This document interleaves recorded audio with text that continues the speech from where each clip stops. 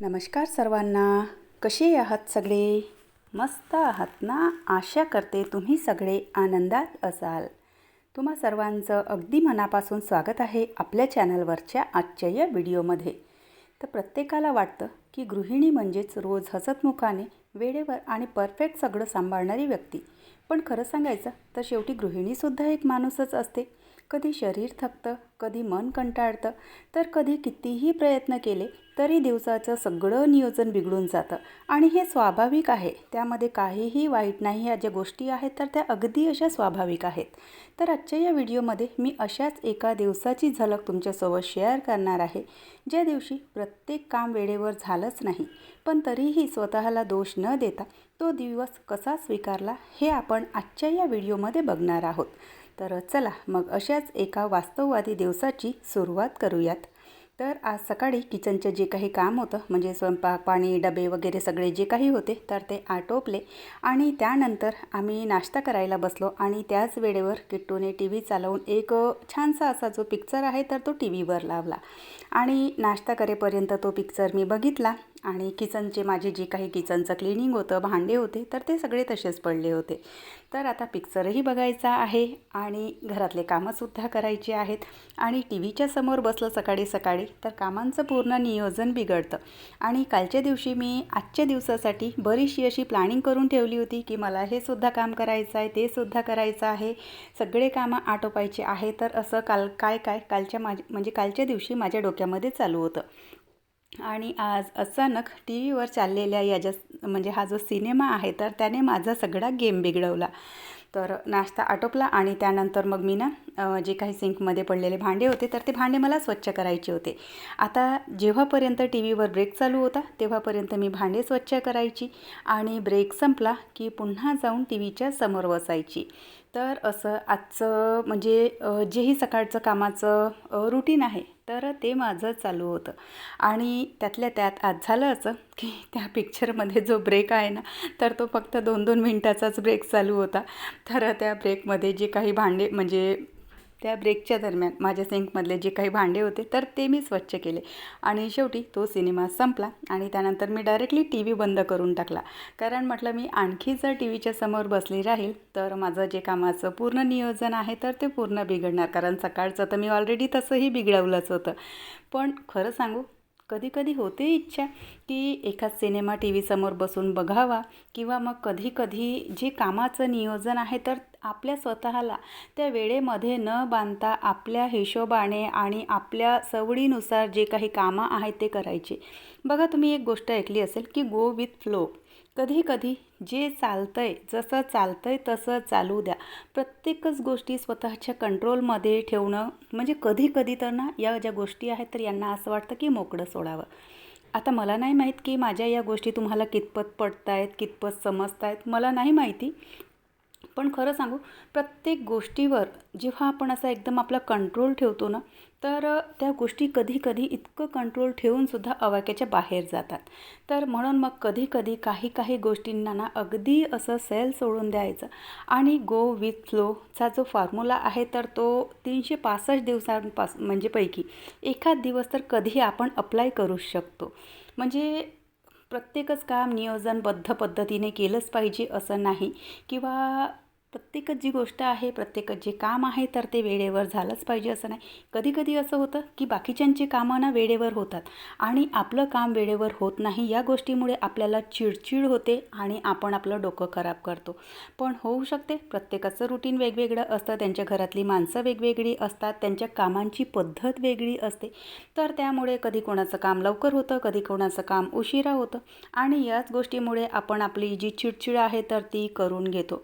पण कधी या सगळ्या ज्या गोष्टी आहेत ना तर यांना बिलकुल असं मोकळं सोडून द्यायचं. आणि म्हणजे एखाद दिवस, रोज आपण हे नियम आपल्यावर नाही लागू करून घेऊ शकत. कारण रोजच्या रोज जर आपण कामांचं नियोजन बिघडवलं ना तर आपलं अख्खं नियोजन बिघडतं, आपलं घर सगळं विस्कटतं आणि वरून घरच्या लोकांच्या 2 गोष्टी ऐकाव्या लागतील ते पुन्हा वेगळंच. पण म्हणून रोज आपण या गोष्टी करू शकत नाही. पण 6 महिन्यातून, वर्षातून एखाद दिवस कधीतरी असा येतो की जिथे खरंच काम करण्याचा ना कंटाळा येतो आणि असं वाटतं की काहीच करू नये आणि कुठल्याच कामांना हात लावू नये. पण काम तर करावंच लागेल, कारण आपल्या घरातलं काम कोणी करणार नाही आणि काम नाही करणं अशी आपली प्रवृत्ती नाही. तर ते काम तर आपल्याला करायचंच आहे. तर म्हणून मग अशाच पद्धतीने माझे जे सकाळचे कामं होते तर ते मी आज असेच आटोपले. म्हणजे जवळपास कामं मी सगळेच आटोपले. फक्त एक फरशी पुसण्याचं जे काम आहे तर ते स्किप केलं. पण जेव्हा वेळ होते ना कामांना, तर खरंच काम करायचा इतका कंटाळा येतो. तर जे काही बेसिक कामं होते म्हणजे किचन क्लिनिंग करणं आणि त्यानंतर किचनची जी फरशी आहे म्हणजे जी किचन आहे तर त्यातला जो फ्लोअर आहे तर तो मी पुसून घेतला. कारण मला माहिती होतं की झाडत काढल्याच्यानंतर फरशी पुसण्याचा मला कंटाळा येऊ शकतो, कदाचित पुसूसुद्धा शकते. म्हणजे आज प्लॅनिंग काहीच नव्हतं. तर डोक्यात जे चालू आहे त्या हिशोबाने की फरशी पुसण्याचा कदाचित जर कंटाळा आला, म्हणून मग किचनची जी फरशी होती तर ती मी पुसून घेतली. सगळं घर झाडत काढून घेतलं. अंघोळीच्या आधी दोन्ही बाथरूम स्वच्छ करून घेतले, कारण बाथरूम खूप खराब झाले होते. आता कंटाळा आपल्या जागी आणि जे बाथरूम आहे किंवा जे घर आहे तर त्याची क्लिनिंग आपल्या जागी. कधी कधी असं होतं की कंटाळा जरी आला तरी कामं करावेच लागतात. कारण जर घर घाण असेल ना तर आपल्या डोक्यामध्ये सुद्धा ना ते चालू असतं की हो, घरातला हा पार्ट घाण आहे किंवा घरातला जो हा पोर्शन आहे तर तो घाण आहे. तर ते चालू असतं. आणि इतके कंटाळ्यामध्ये सुद्धा ना माझी एक सवय आहे की जे कामं मी करायला घेणार ते कामं मला ना अगदी परफेक्ट पद्धतीने करायला आवडतात. म्हणजे असं नाही की कसंही केलं आणि कसंही ठेवलं असं मला आवडत नाही. एकतर ते कामे पूर्णपणे सोडून देणार किंवा मग हातात करायला घेतलं तर त्या कामामध्ये ना मला परफेक्शन हवं. तर सगळे जे घरकाम होते ते आटोपले आणि आधी स्वतःला फ्रेश करून घेतलं. कधीकधी असं होतं की आपण जर अगदी व्यवस्थित आणि नीटनेटके असतो ना, तेव्हा आपल्या आतमधले जे गुड हार्मोन्स आहेत तर ते ॲक्टिव्ह होतात आणि आपल्या दिवसाला ना खास बनवतात. तर म्हणून म्हटलं आता आळस झटकण्यासाठी आणि कंटाळा दूर करण्यासाठी स्वतःला फ्रेश करण्यापेक्षा बेस्ट उपाय दुसरा काही नाही. तर मस्त छान क्रीम पावडर, आपला जो पॉन्ड्स पावडर असते तर तो सगळा चेहऱ्यावर लावून ना स्वतःला फ्रेश करून घेतलं. आणि माझी पूजा चालू होती तोपर्यंत जे कपडे आहेत तर ते मी मशीनला लावले होते. तर ते कपडेसुद्धा इथे बाल्कनीमध्ये सुकवून घेते आणि माझे जे काम आहेत ते संपलेले आहेत. तर चला, असा होता आजचा दिवस. आणि खरंच बघा, कधी कधी ना इतका कंटाळा येतो काम करायचा.